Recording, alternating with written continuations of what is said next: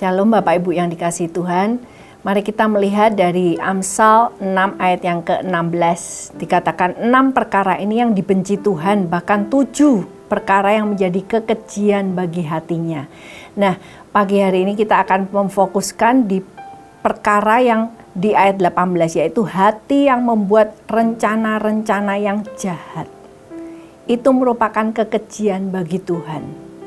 Jadi hati kita ini ketika kita tidak melakukan yang jahat, tapi kalau di dalam hati kita sudah mulai punya rencana.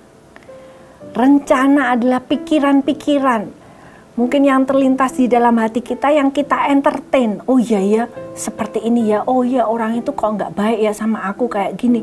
Kita mulai entertain itu di dalam hati kita. Sehingga di dalam hati kita ada sesuatu rencana yang tidak baik, yang jahat. Nah, perhatikan, ini sesuatu yang serius di mata Tuhan.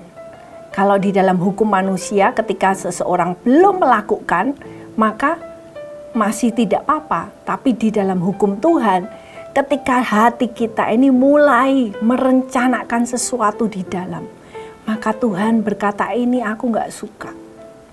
Ini kekejian, aku gak bisa melihat hal ini, aku gak bisa dekat. Nah, saudara, ketika kita melihat perlengkapan senjata Allah, maka hati yang di tengah ini ditutupi oleh baju sirah. Kenapa? Karena ini merupakan organ-organ yang vital yang terdapat di sini. Jadi di sini ada baju sirah dan juga ada ketopong helm keselamatan. Jadi kalau kita ini di dalam hati kita kena, hati kita yang kena, walaupun belum keluar. Karena itu Tuhan pun berkata, ketika hatimu mengingini seseorang, kamu sudah berzina. Wah, ini lebih daripada hukum Taurat, saudara. Dan karena itu, mari kita mau jaga hati kita sungguh-sungguh, karena ini satu organ yang vital dalam kehidupan kita. Amsal 4 juga mengatakan, jagalah hatimu dengan segala kewaspadaan, karena dari situlah terpancar kehidupan. Ketika kita mulai merasa jengkel, tidak senang, ketika akar-akar itu mulai tumbuh, secepat itu pula harus kita cabut. Kita cabut, kita bawa kepada Tuhan, kita serahkan masalah kita. Kita serahkan kegundahan hati kita kepada Tuhan. Jangan membalas, tapi biar hati kita, masalah kita, kita serahkan pada Tuhan. Karena Tuhan berkata, aku yang akan membalas, aku punya hak untuk membalas.